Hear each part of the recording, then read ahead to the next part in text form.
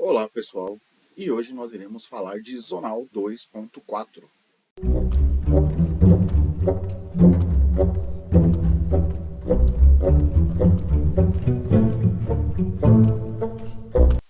Nós chegamos agora à sétima rodada do Zonal 2.4 e uma partida, senhoras e senhores, espetacular. Uma partida entre o Cricor e o Everaldo Matsura, dois grandes mestres brasileiros, e ela é, para mim, a melhor partida deste Zonal, porque é surreal que o Cricor ele encaixou simplesmente 4 lances brilhantes nessa partida. É muito legal de ver essa luta. Eles estavam aqui brigando pela vaga na Copa do Mundo, então estava fora de questão um empate. E dá para ver que realmente o Cricor entrou com um espírito para batalhar bastante, né? Como a gente vai acompanhar agora. Então, o Cricor de Brancas, ele joga E4 e o Matsura responde com C5. Então, entramos numa siciliana. Então, após cavalo F3 e cavalo C6, o Cricor joga bispo B5. Então, a gente entra na variante da Rossolimo. Então, saindo um pouquinho do que tem sido mais habitual de vermos, né, nessas partidas, que é a Sveshnikov. Inclusive, o Cricor é um jogador de Sveshnikov, né? Então, ele preferiu não entrar nessa linha, porque é uma linha em que o preto ele tem conseguido boas posições aqui, né? É algo bem sólido e bem interessante. Surge muitos contra-ataques para o jogador das pretas. O Cricor quis evitar e jogou com o bispo B5. Aqui o Matsura ele respondeu com E5, um lance não tão habitual, né? Geralmente se joga essa posição com G6 para afianquetar o bispo preto, né? Mas o Matsura ele jogou com E5 e o Cricor rocou. Só antes do rock, vale salientar que esse peão ele não está caindo, tá? Então, embora pareça que após eu tomar o cavalo ele fica sem proteção, se cavalo por E5 eu tenho um dama D4, né?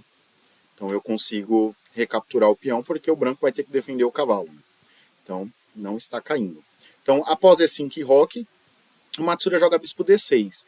E aí, acho que não é tão preciso falar do, do quão ruim esse bispo acabou ficando atrás dos próprios peões, né? Então C5 e E5 atrapalha a saída do bispo de casas pretas.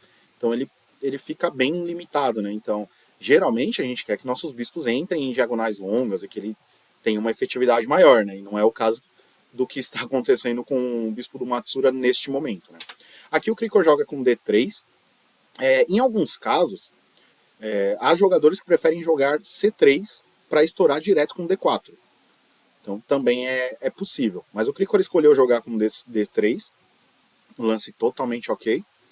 E o Matsura comete a primeira imprecisão, por assim dizer, um pouco mais grave, que é esse cavalo de G7. Não faz muito sentido ele sair por aqui, o mais natural é ele sair por F6, né? O cavalo sair por F6 é muito mais natural. Quando você joga ele para E7, é um tanto quanto estranho, você dá de bandeja, né?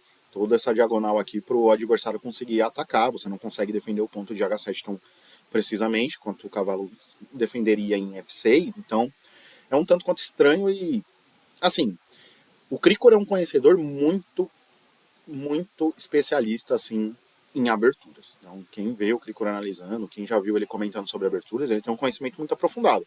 Talvez a Matsura tenha buscado uma linha para sair bem dessas teorias e tentar pegar o Cricor um pouco despreparado.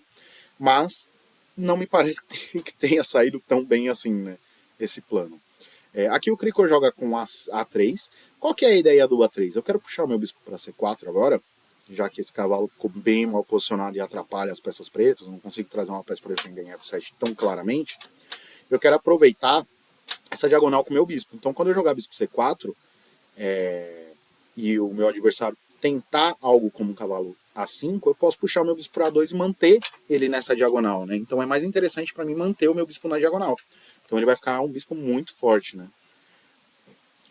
O preto rocou, aí bispo C4, bispo C7. Então qual que é a ideia do bispo C7 agora? Eu estou querendo jogar D5, né? Então quero jogar D5, combater um pouco esse centro e também liberar o meu bispo de casas brancas, né? O bispo de casas pretas ele tá bem ruim. Então eu quero ao menos tentar tirar o meu bispo de casas brancas, né? Ficar com os dois bispos de forma passiva não é legal. Só que aqui o Cricor joga cavalo C3 e frustra os planos do do jogador das pretas, né, do Matsura, porque agora o cavalo ajuda a controlar a casa de D5. Né? Então, falando em desenvolvimento, quando a gente olha, parece que as peças do branco elas estão em posições mais naturais do que as peças do preto. Né? Então, tirando o cavalo de C6, o restante é um tanto quanto comum. Né? Esse bispo em C7, esse cavalo em E7, um pouco incomum. Né?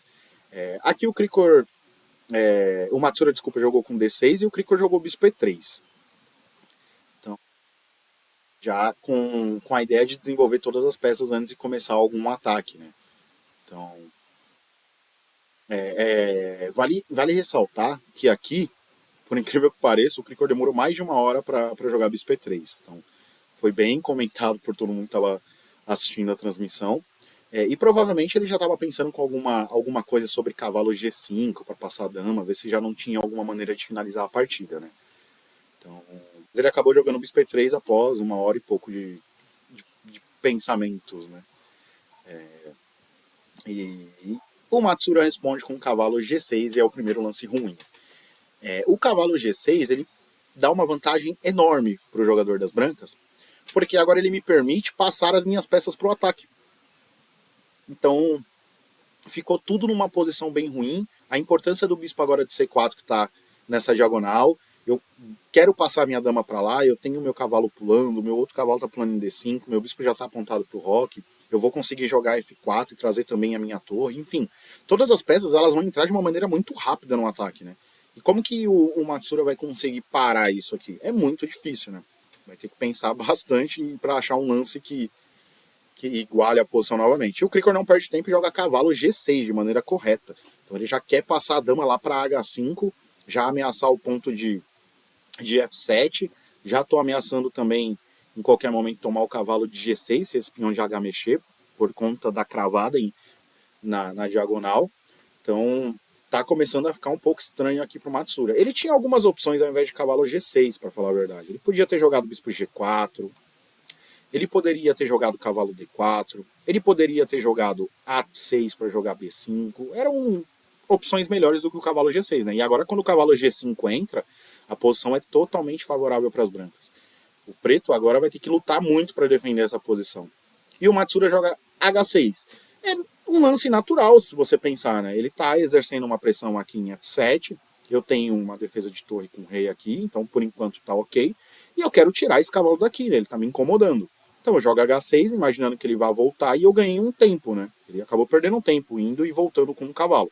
Só que o Krikor joga simplesmente dama H5. Por que dama H5? Embora esteja caindo esse peão, esse cavalo, se o Matsura tomar, as brancas conseguem tomar o cavalo de G6 e o peão de F7 está cravado, então consegue uma posição bem interessante, não tem como defender esse peão, né, das ameaças. Então é uma posição bem mais sólida para o jogador das brancas. Então, em vista disto, o Matsura ele joga cavalo H8, é um lance que assim, é sempre muito triste quando a gente tem que voltar um cavalo assim para H8, né? A gente pensa muito nas nossas escolhas de vida, né? O que aconteceu, o que acarretou para eu chegar até essa posição, né? E aqui a gente começa a brilhante saga do Krikor. Ele joga cavalo D5 e ignora de novo que está caindo o cavalo. Então pode tomar, eu quero algo mais forte para o meu ataque, né? Então, obviamente o Matsura não tomou, ele jogou cavalo D4. Por que ele não tomou? Porque se H por G5, eu tenho o bispo por G5. E agora, se eu retirar a minha dama, dama E8, por exemplo, ou dama D7, que dará na mesma, eu tenho cavalo F6, cheque, e é mate. Então o preto é obrigado a tomar. Além de estar caindo a dama, né? Tá acontecendo uma catástrofe na posição do jogador das pretas. E depois de G por F6 e bispo por F6, não tem como evitar o mate. Então a dama está ameaçando tomar o cavalo em H8, e mesmo que eu tire o cavalo para G6, lembre-se que o peão de F está cravado. Então, dama por G6, e nós temos novamente uma posição de checkmate. Então, não pode tomar o cavalo, porque senão tá vindo um mate ou vai ter que ceder a dama. Então ele escolhe jogar com o cavalo D4, tentando ativar um pouco suas peças, né? Então vou tentar jogar, né? Tá bem espremido de alguma maneira. E o Krikor já faz o seu segundo lance brilhante, que é F4. De novo ele sacrificou o cavalo, de novo. E aqui, simplesmente, não posso imaginar que está tomando um duplo aqui.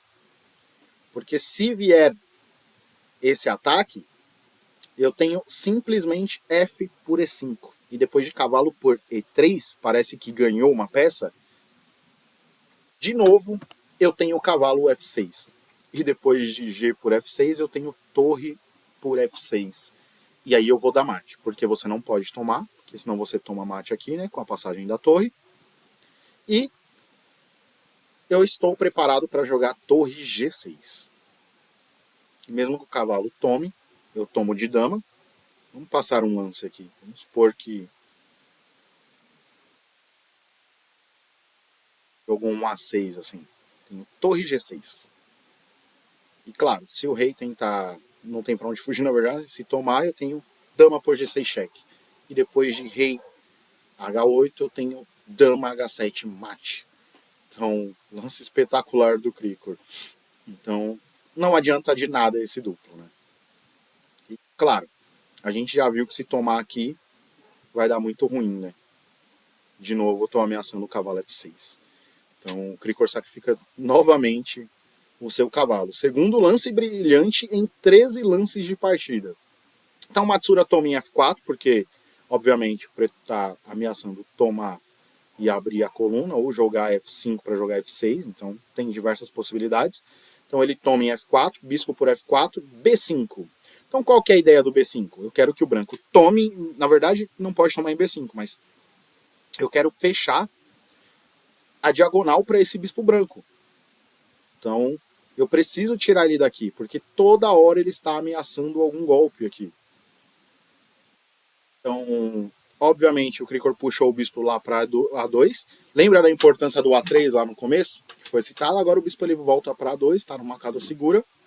E está sempre ameaçando um descoberto aqui, né? Caso esse peão de F se mova. Preto segue tentando fechar essa diagonal jogando C4. Então ele fecha, porque agora o Krikor joga D por C. Outro lance brilhante, porque de novo ele entrega o cavalo. Então, e, de novo, vale ressaltar, não pode tomar, né? Eu tô tomando aqui, enfim.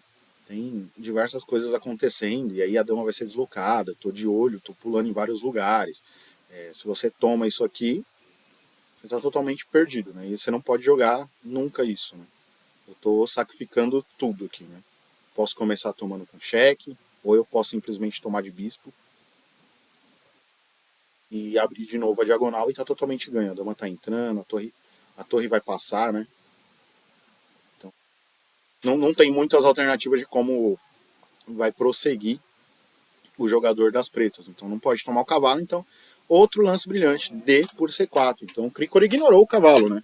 Então o cavalo é um grande presente de grego aqui.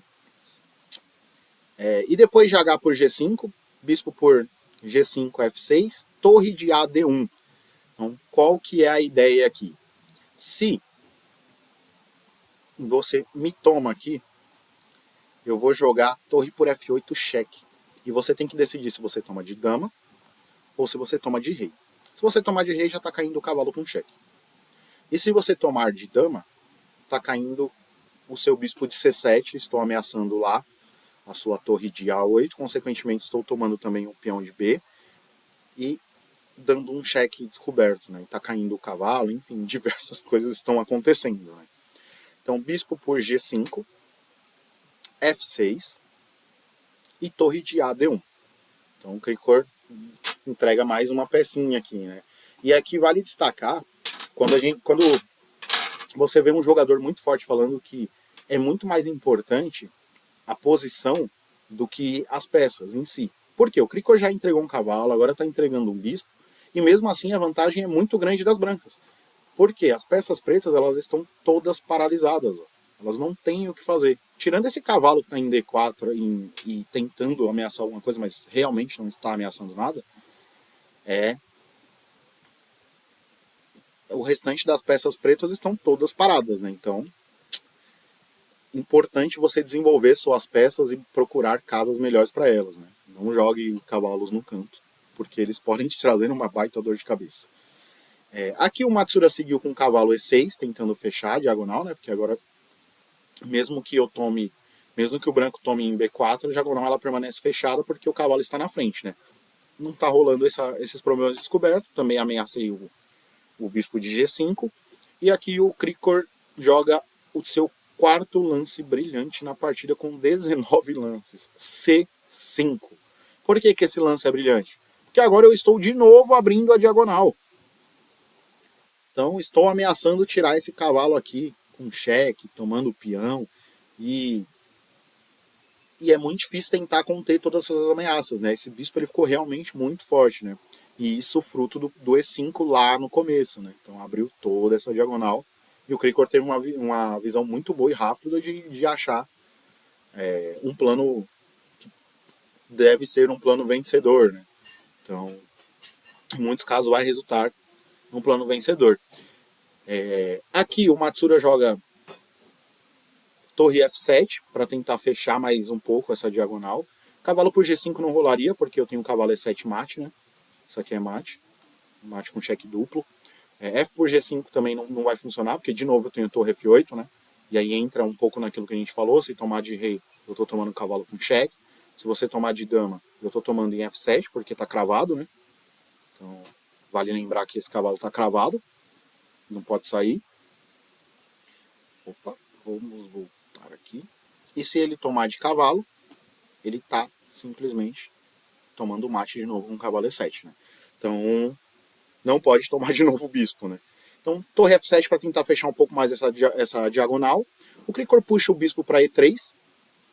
Aqui, talvez, tivesse um lance matador que seria o E5. Tentando abrir essa diagonal, não pode tomar, né? Claro, eu quero abrir essa coluna. Não pode tomar para abrir essa diagonal porque está caindo a dama. E se você toma com um peãozinho de D, eu tenho um cavalo F6 cheque e só a dama está caindo de novo, né? Então o E5 era um lance espetacular, mas muito difícil também, né? O bispo E3, ok, a partida está totalmente controlada. Embora o Krikor tenha uma peça a menos, ela está totalmente controlada e só uma catástrofe aqui para tirar a vitória do jogador das brancas. Né? O Matsura joga cavalo F8, tentando segurar um pouco mais essa posição, né? Que estava vindo aqui um cavalo por C7, né? E estava tudo meio cravado aqui nessa diagonal. Então ele joga um cavalo F8 para tentar segurar um pouco mais essa posição, só que cavalo C7 e dama por C7, e agora, como que sai dessa posição, né? O Krikor tem todas as suas peças exercendo alguma atividade no jogo, né? E ele joga torre por D6. Então a torre ela entra no ataque, se soma mais uma força aqui, batendo em F7, espetacular. Dama E7, a ideia do dama E7 é que eu consiga jogar o bispo para D6, né, para combater esse bispo de A2 que está muito forte, só que não dá tempo. O Krikor joga dama D5, então ameaça lá a torre de A8, ameaça, coloca, quer dizer, mais uma cravada lá na torre de F7. É espetacular que ele não desperdiça um lance, né? E agora torre B8 para a torre não cair de graça.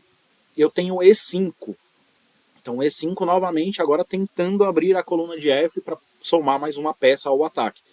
F por E5 e H4. Por que do H4? Bispo G5 é a ideia. Quero tirar essa dama aqui da defesa, né? E aí eu tenho todas as minhas peças atuando. O Matsura joga cavalo D7. É muito difícil de achar lances aqui para o jogador das pretas, né? E cavalo D7 é um lance que acaba com a partida, né? Porque ele permite o bispo G5, mas não dá para imaginar que lance seria possível jogar um bispo G4 para tentar trazer essa torre e conectar ela para algum lugar. Não rola bispo B7, né? Porque tá vindo C6, então é só uma perca de tempo. Então não tem lances que o jogador das pretas conseguem fazer, né? A posição ela tá totalmente perdida. Então cavalo D7 e o Krikor joga bispo G5. Então ele traz a última peça que faltava pro ataque. Eu tenho meus dois bispos jogando, minha torre em E lá em cima, minha outra torre em F também jogando, minha dama bem no ataque. Eu tenho um peãozinho passado que é fundamental. Então a posição ela tá totalmente ganha para o jogador das brancas, embora esteja com uma peça a menos, né? Aqui o Krikor joga, o Matsura, né, joga dama E8 para tentar manter a defesa, e o Krikor joga C6. E nesse momento o Matsura ele abandona. Por quê que ele abandona na posição? Além de estar totalmente coagido, né, não tem muito o que se fazer. Depois do C6, o que o jogador das pretas vai responder? Tá tudo cravado. O cavalo tá cravado, porque se você tirar o cavalo, vamos supor que você tira o cavalo para B6, é mais agressivo, já atacando a dama de uma vez, né? Parece que vai dar bom, mas eu tenho dama por F7, e depois de cavalo por F7, bispo por F7. E dama por F7, parece que eu saí perdendo nessa troca, né? Só que eu tenho um torre E8 cheque, e o rei dele é obrigado a jogar em H7, e aí eu tomo a dama dele, entro com uma qualidade a mais, né? Tenho duas torres, um bispo contra uma torre, um cavalo e um bispo. Um peão avançado já em C6 que está simplesmente matando a posição do bispo branco. E a partida está totalmente ganha, né? Já tem um problema aqui para se enfrentar nesse peão de G7, enfim. Posso dobrar aqui, trazer o bispo para expulsar o cavalo, enfim. Está totalmente ganha a posição. Tá, e se ele escolhe jogar um cavalo F6, por exemplo? Cavalo F6 também, tá ameaçando a dama, só que eu tomo, né? E após ele retomar, eu tenho torre D8 e ganhei a dama, né? Tá cravado. E se cavalo F8, então? Porque agora não rola aqui essa cravada, né? Se cavalo F8, eu simplesmente tenho C7. E a torre tá morta. Caiu a torre, tá cravado. Eu vou tomar essa torre, mesmo que você jogue em A8. Se você tentar um bispo E6 assim, ameaçando a dama, né? Pra depois tirar a torre pra C8, eu tomo simplesmente com a torre. E agora eu tô tomando lá e tô ameaçando sua dama, né? Você pode tentar sair da cravada, mas como que você sai agora dessa posição? Se cavalo por, eu tô trocando tudo com cheque e tô promovendo aqui, né? E se você tirar a dama para algum lugar que seja, você pode tentar jogar até um dama F7 que seja. Eu tenho torre F6. E de novo tá cravado. E agora eu tô tomando sua dama, né? Então se você tomar aqui, eu tô promovendo lá de novo. E é suficiente para vencer a partida. Então, é uma partida espetacular do Krikor. Ele chega a 6 pontos em 7. Então, ele tem 2 empates no torneio e 4 vitórias. Não, peraí. Ele chega a 6 pontos em 7. Ele tem 6 pontos. Ele empatou 2, é verdade. Então, o Krikor ele simplesmente está muito na briga pelo título do Zonal. Né? A gente vê aqui a retrospectiva. Ele empatou até a 7ª rodada. Ele empatou 2, né? Então, espetacular. E 5 vitórias, 2 empates, 6 pontos na conta e 2 rodadas apenas, né? A vaga está muito perto. Então, por hoje é isso. Para mim, a melhor partida do campeonato, talvez a melhor partida que eu vi esse ano. E continuamos na próxima semana com Zonal 2.4. Até a próxima.